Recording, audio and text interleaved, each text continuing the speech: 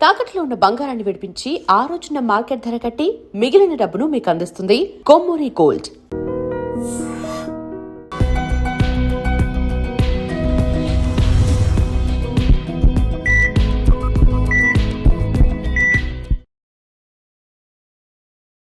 నమస్తే, welcome to healthy conversations with IT media. నేను మీ Jhansi. So ఈరోజు మనతో డాక్టర్ తేజస్వి గారు ఉన్నారు, హోమియోపతిక్ గైనకాలజిస్ట్.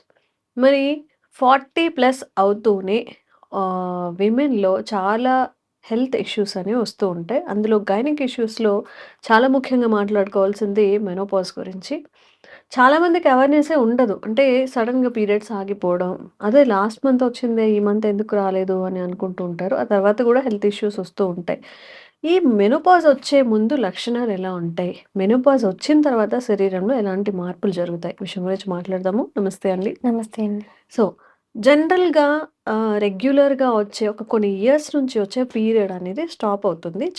న్యాచురల్ వేలోనే అవుతుంది. బట్ ఒక సిస్టమ్‌కి అలవాటు పడిన బాడీ అప్పటిదాకా బ్లీడింగ్ ఎవ్రీ మంత్ అవుతుంది. తర్వాత అవ్వట్లేదు. సో, దీనివల్ల ఒక విమెన్ బాడీలో ఎలాంటి చేంజెస్ జరిగే అవకాశం ఉంటుంది? యాహ్! అండి. అందరూ పీరియడ్సే ప్రాబ్లమ్స్ అనుకుంటారు. బట్ పీరియడ్స్ ఆగిపోయిన తర్వాత కూడా ప్రాబ్లమ్స్ ఉంటాయి. దాన్ని మనం మెనోపాజల్ సిండ్రోమ్స్ అంటాం. అసలు ఎప్పుడొస్తుంది అంటే పీరియడ్స్ ఆగిపోవడం, యావరేజ్‌గా ఇండియన్ విమెన్‌కి 45-55 ఇయర్స్ మధ్యలో ఎప్పుడైనా పీరియడ్స్ ఆగిపోవచ్చు. ఓకే. యావరేజ్‌గా 52 అనుకుంటాం. ఈ టైంలో వాళ్ళకి 2 ఇయర్స్ ముందు నుంచే పీరియడ్స్ అనేవి ఇర్రెగ్యులర్‌గా ఉంటాయి. హార్మోన్స్ అనేవి ఇంబాలెన్స్ స్టార్ట్ అవుతూ ఉంటుంది. ఇలా ఇలా హార్మోన్స్ ఇంబాలెన్స్ అవుతూ పీరియడ్స్ ఇర్రెగ్యులర్‌గా వచ్చేసి అప్ టు 1 ఇయర్ పాటు ఎలాంటి పీరియడ్ కనిపించకపోతే ఆ తర్వాత ఫేజ్‌ని మనం మెనోపాజ్ అంటాం. దీని తర్వాత ఏమవుతుందంటే వాళ్ళకి సడెన్‌గా హార్మోన్స్ డ్రాప్ అవుతూ ఉంటాయి. అప్పుడు పీరియడ్స్ వరకు ముందున్న యాక్టివ్ ఉన్న హార్మోన్స్ అనేటివి సడెన్‌గా డల్ అయిపోతాయి. ఓకే. దాని ద్వారా వాళ్ళకి బాడీ ప్రొటెక్షనే కోల్పోతుందనమాట. పీరియడ్ టైంలో ప్రొటెక్షన్ అంటే ఎలాంటి యాహ్! ప్రొటెక్షన్? మన బాడీలో ఈస్ట్రోజన్ అనే హార్మోన్ ఉంటుంది. ఈ హార్మోన్ పీరియడ్ టైంలో సెక్రీట్ అవుతూ ఉంటుంది ఎవ్రీ మంత్. ఈ హార్మోన్ ఏం చేస్తుంది ప్రెగ్నెన్సీ కోసం గాని, లేదంటే మన బాడీ ఇతర ఆర్గాన్స్‌ని ప్రొటెక్ట్ చేస్తూ ఉంటుంది. మనం వెయిట్‌ని కానివ్వండి, లేదంటే మన బాడీ ఫంక్షన్‌ని, మన ఎమోషనల్ స్టేట్‌ని, మన బోన్ స్ట్రెంగ్త్‌ని, హార్ట్ కార్డియాక్ ఫంక్షన్ ఇవన్నిటిని కంట్రోల్ చేస్తూ ఉంటుంది. బట్ వన్స్ ఈ మెనోపాజ్ తర్వాత ఈ హార్మోన్స్ అనేటివి సడెన్‌గా డ్రాప్ అవుతూ ఉంటాయి. మెయిన్‌గా ఈస్ట్రోజన్ అనే హార్మోన్. ఈస్ట్రోజన్ హార్మోన్ తగ్గిపోవడం వల్ల వాళ్ళకి ఈ ప్రొటెక్షన్ షీల్డ్ కోల్పోతుంది.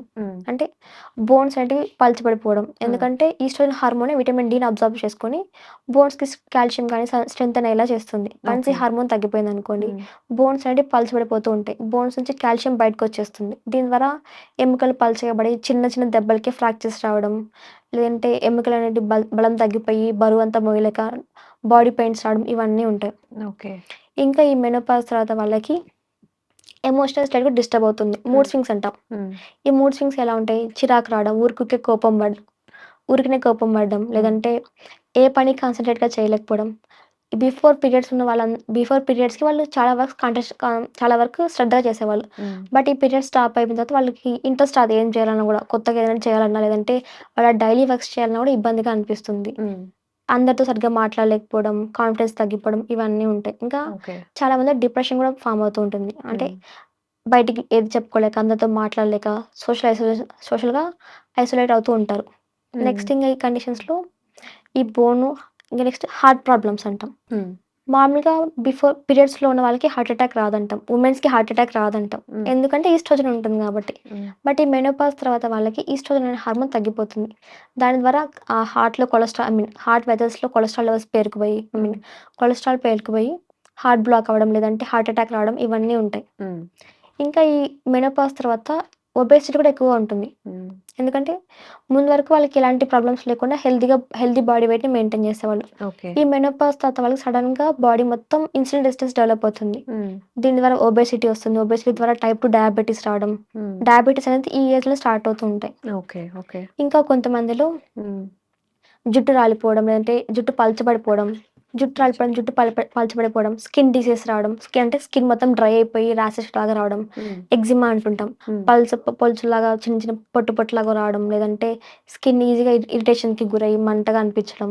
మెయిన్‌గా ఈ మెనోపాజ్ తర్వాత చాలామంది చెప్పే కంప్లెయింట్ వచ్చేసి వేడి గాలులు వస్తున్నాయని చెప్తారు. అంటే బాడీ మొత్తం వేడిగా అయిపోతుంది. ఓకే. తట్టుకోలేకపోతున్నాం. ఎంత ఏసీలో ఉన్నా గానీ, ఫ్యాన్ కింద ఉన్నా గానీ బాడీ మొత్తం హీట్ వేడైపోతుంది. అయిపోతూ ఉంటుంది. తల నుంచి కాళ్ళ వరకు ప్రతి పార్ట్ వేడి వేడిగా అనిపిస్తుందని చెప్తుంటారు. దీన్ని మనం హాట్ ఫ్లషెస్ అంటాం. ఈ వేడి గాలులు ఎందువల్ల అంటే ఈస్ట్రోజన్ డెఫిషియన్సీ వల్లనే వస్తాయి. ఓకే. అంటే మన బాడీలో మెటబాలిజం సరిగ్గా లేకపోవడం వల్ల ఈ వేడి గాలులు అనేటివి అనిపిస్తూ ఉంటాయి. ఇంక దీంతో పాటుగా ఎక్కువగా స్వెట్ రావడం. ఎస్పెషల్లీ నైట్ టైమ్స్ ఎక్కువగా ఉంటాయి. నైట్ టైమ్ పడుకున్నప్పుడు ఒళ్ళంతా చెమట పడిపోవడం, చల్లగా అయిపోతుంది అనడం, ఇవన్నీ చూస్తుంటాం. ఓకే. ఇంక ఇవే కాకుండా వాళ్ళకి గుండె దడగా అనిపించడం, ఇంకా దీంతో పాటు కూడా వాళ్ళకి పాల్పిటేషన్స్ ఉంటాయి. అండ్ ఇప్పుడు వాళ్ళకి కూడా ఏజ్ అయిపోతూ ఉంటుంది కాబట్టి, ఇప్పుడు 20స్‌లో, 30స్‌లో ఎంత ఎనర్జీ అయితే ఉంటుందో, అంటే ఫైట్ చేయడానికి, ఫైట్ బ్యాక్ చేయడానికి, హ్మ్. ఆ ఏజ్‌లో అంత ఉండకపోవచ్చు కదా! యాహ్! మేబీ అది కూడా ఒక రీజన్ అయి ఉండొచ్చు. వీటన్నిటికి హార్ట్ పాల్పిటేషన్ ఇవన్నీ కూడా. దాంతో పాటుగా మెయిన్‌గా ప్రొటెక్షన్‌ని కోల్పోతుంది కాబట్టి అండ్ హార్ట్ ప్రొటెక్షన్‌ని కోల్పోతుంది కాబట్టి గుండె దడగా అనిపించడం, ఎక్కువ కొంచెం దూరం నడిచినా కూడా ఆయాసంగా అనిపించడం, లేదంటే వాళ్ళకేదైనా బ్రీతింగ్ ఇష్యూస్ రావడం, ఇవన్నీ ఉంటాయి ఈ మెనోపాజల్ స్టేట్‌లో. ఓకే. దాంతో పాటు మెయిన్‌గా వాళ్ళకి పీరియడ్స్ అనేటివి ఆగిపోవడం వల్ల వాళ్ళకి సైకలాజికల్‌గా స్ట్రెస్‌ఫుల్‌గా ఉంటుంది. దీంతో పాటు వాళ్ళకి కొంతమందికి మెనోపాజ్ తర్వాత కూడా కొంత బ్లీడింగ్ అనేది కనిపిస్తుంది. మెయిన్‌గా వాళ్ళకి మెనోపాజ్ అయిపోయే ముందు హార్మోన్ టాబ్లెట్స్ ఏదైనా యూజ్ చేసినట్టయితే, లేదంటే మెయిన్‌గా హెచ్ఆర్టీ ట్రీట్మెంట్ అంటాం. ఓకే. Hormone replacement therapy. ఈ థెరపీ వాళ్ళు ఏం చేస్తారు, పీరియడ్స్‌కి ముందు స్టార్ట్ చేస్తుంటారు. ఇలా కంటిన్యూషన్ లేకపోవడం వల్ల, లేదంటే ఆ థెరపీ వల్ల సైడ్ ఎఫెక్ట్స్ వల్ల పీరియడ్స్ ఆగిపోయిన తర్వాత కొంతమందికి బ్లీడింగ్ అనేది కనిపిస్తాయి. ఓకే. లేదంటే పీరియడ్స్ ఆగిపోయే ముందు ఫైబ్రాయిడ్స్ కానీ, లేదంటే ఎండోమెట్రియోసిస్ కానీ ఉన్నప్పుడు సరిగ్గా ట్రీట్మెంట్ తీసుకోకపోవడం వల్ల ఆ కండిషన్ అనేది పీరియడ్స్ ఆగిపోయిన తర్వాత కూడా ప్రాబ్లమాటిక్‌గా మారి ఇలా మెనోపాజల్ బ్లీడింగ్ అవ్వడం కనిపిస్తూ ఉంటుంది. నాకు ఒక డౌట్ ఏంటంటే, ఇప్పుడు నార్మల్‌గా మనకి పీరియడ్ వచ్చింది అంటే మీరు చెప్పారు. ఏదైతే బాడీ ప్రెగ్నెన్సీకి రెడీ అవుతుందో అది వచ్చేస్తుందని హ్మ్. చెప్పి. కొన్ని కొన్ని సిజేరియన్స్ అలాంటివి చేసినప్పుడు పిల్లలు పుట్టకుండా ఒక ఆపరేషన్ చేస్తూ ఉంటారు. ట్యూబెక్టమీ అండ్ అంటాం. తర్వాత వాళ్ళకి పీరియడ్స్ రావు. హ్మ్. మేబీ అదేనా పిల్లలు పుట్టకుండా చేసేదా? ఏదో అది కాదు. పిల్లలు వేరే పుట్టుకునేసే ట్యూబెక్టమీ ఆపరేషన్. బట్ వాళ్ళకి హ్మ్. పీరియడ్స్ వస్తూ ఉంటాయి. ఓకే. పీరియడ్స్ రాకుండా చేస్తారు కదా! పెద్ద ఆపరేషన్ అని హిస్టెక్టమీ అనుకున్నా. అంటాం. హిస్టెక్టమీ అనుకుందాము. మరి ఆ బ్లడ్ అంతా ఎటు పోతుంది? ఇప్పుడు ఈ మెనోపాజ్ దశలో వచ్చే సింప్టమ్స్ అన్ని వాళ్ళకి గూడా వస్తాయా? డెఫినెట్‌లీ వస్తాయి. హ్మ్. ఈ హిస్టెక్టమీ అనేది కొంతమంది ఎర్లీ‌గా చేయించుకుంటారు. 30స్‌లో, 40స్‌లో చేసిన వాళ్ళకి ఎలా అవును. ఉంటుందంటే చాలా ప్రాబ్లమాటిక్‌గా ఉంటుంది. హ్మ్. దీనికి ఆ మెనోపాజ్ తర్వాత రావాల్సిన సింప్టమ్స్ అనేవి వాళ్ళకి ఈ ఏజ్‌లోనే స్టార్ట్ అవుతూ ఉంటాయి. 30 ఇయర్స్‌కి, అచ్చా! 40 ఇయర్స్‌కి స్టార్ట్ అవుతూ ఉంటాయి. ఓకే. ఓకే. ఎందుకంటే ఆ హార్మోనల్ ఇంబాలెన్స్ అనేది స్టార్ట్ అవుతుంది ఈ ఏజ్‌లో. హ్మ్. ఎందుకంటే కొంతమందికి కంప్లీట్ హిస్టెక్టమీ చేస్తారు. అంటే మొత్తం గర్భాశయం ప్లస్ ఓవరీస్ మొత్తం తీసేస్తూ ఉంటారు. హ్మ్. నార్మల్‌గా ఓవరీస్ అనేటివి తీసేయరనమాట. హ్మ్. ఉంచుతారు అలానే. గర్భాశయంలో ఏదైనా ప్రాబ్లమ్స్ ఉంటే గర్భాశయం మాత్రమే తీసేస్తారు. ఓకే. బట్ కొన్ని కండిషన్స్‌లో హ్మ్. ఆ ఓవరీస్ కూడా అలానే ఉంచుతారు. లేదంటే కంప్లీట్‌గా తీసేయడం జరుగుతుంది. హ్మ్. కంప్లీట్‌గా తీసేసారనుకోండి వాళ్ళకి హార్మోనల్ ఇంబాలెన్స్ జరుగుతుంది. హార్మోన్స్ హ్మ్. సరిగ్గా ప్రొడ్యూస్ అవ్వకపోవడం వల్ల ఈ మెనోపాజ్ వచ్చే సింప్టమ్స్ అనేవి వాళ్ళకి ఎర్లీగా స్టార్ట్ అవుతూ ఉంటాయి. ఓకే. ఓకే. బట్ ఈ టైంలో కూడా సర్జరీ కంటే కూడా ఏదైనా ఫైబ్రాయిడ్స్ ఉన్నా గానీ, లేదంటే ఎండోమెట్రియోసిస్ ఏదైనా ఉన్నా గానీ, లేదంటే బల్క్ యూట్రస్ అంటాం, అడినోమైసిస్ అంటాం. ఏ హ్మ్. ప్రాబ్లమ్స్ ఉన్నా గూడా ఈ పీరియడ్స్ వల్ల తెలుస్తుంది వాళ్ళకి. హ్మ్. పీరియడ్స్ సరిగ్గా రాకపోవడం, లేదంటే ఇర్రెగ్యులారిటీస్ రావడం, క్లాట్స్ పడడం ఇవన్నీ ఉంటాయి. బట్ వీళ్ళు కనుక ఈ సింప్టమ్స్ ఎర్లీగా గుర్తించుకొని, ప్రాపర్‌గా ట్రీట్మెంట్ తీసుకున్నట్టయితే సర్జరీ వరకు వెళ్ళకోకుండా, ప్రాబ్లమ్స్ ముందే రాకుండా ఓకే. కంట్రోల్ చేసుకోవచ్చు. ఇంకా ఓకే. వాళ్ళకి హోమియోపతి ద్వారా ఆ ఫైబ్రాయిడ్ సైజ్ పెరగకుండా, హ్మ్. బల్క్ యూట్రస్ తగ్గిపోయేలాగా, హ్మ్. హార్మోనల్ ఇంబాలెన్స్ తగ్గేలా కూడా చేసుకోవచ్చు. హుహుహు. సో, మెనోపాజ్‌కి ఇప్పుడు మనకి పీరియడ్ ఆగిపోతుంది.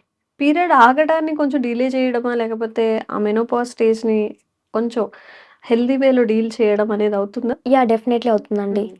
ఈ మెనోపాజ్ అనేది నేచురల్ ప్రాసెస్. మనమేం స్టాప్ చేయలేం. హ్మ్. నేచురల్‌గా ఏజింగ్ ప్రకారం అది అవుతూ ఉంటుంది. ఓకే. బట్ ఈ మెనోపాజ్ కంటే ముందు ఫేజ్‌లోనే పీరియడ్స్ అంటే ఇర్రెగ్యులర్‌గా ఉంటాయి. హ్మ్. వాళ్ళకి హార్మోనల్ ఇంబాలెన్స్ అప్పుడే స్టార్ట్ అవుతుంది. హ్మ్. బట్ ఈ పీరియడ్స్‌కి ఈ ఈ స్టేట్‌లో గనుక వాళ్ళు మెడిసిన్స్ తీసుకున్నట్టయితే ఆ ట్రాన్సిషన్ ఫేజ్ స్మూత్‌గా అవుతుందనమాట. ఓకే. అంటే మెనోపాజ్ అయ్యే వరకు వాళ్ళకి హెల్తీ లైఫ్ ఉంటుంది. హ్మ్. దాని తర్వాత వాళ్ళకి ఎలాంటి సైడ్ ఎఫెక్ట్స్ లేకుండా వాళ్ళకి బోన్ స్ట్రెంత్ కానివ్వండి, లేదంటే కార్డియాక్ స్ట్రెంత్ అవ్వనివ్వండి, హ్మ్. హ్మ్. లేదంటే హార్మోనల్ ఇంబాలెన్స్ లేకుండా ఎలాంటి బ్లీడింగ్ లేకుండా మెనోపాజ్ తర్వాత హెల్తీగా ఉండేలాగా చూసుకోవచ్చు. ఓకే. బట్ మెయిన్‌గా ఆ ట్రాన్సిషన్ ఫేజ్ చాలా ఇంపార్టెంట్. హుహుహు.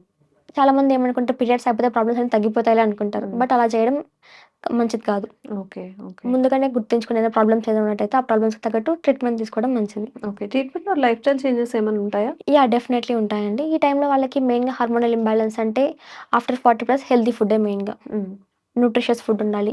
వెజిటబుల్స్ కానివ్వండి, లేదంటే డ్రై ఫ్రూట్స్ అవ్వనివ్వండి.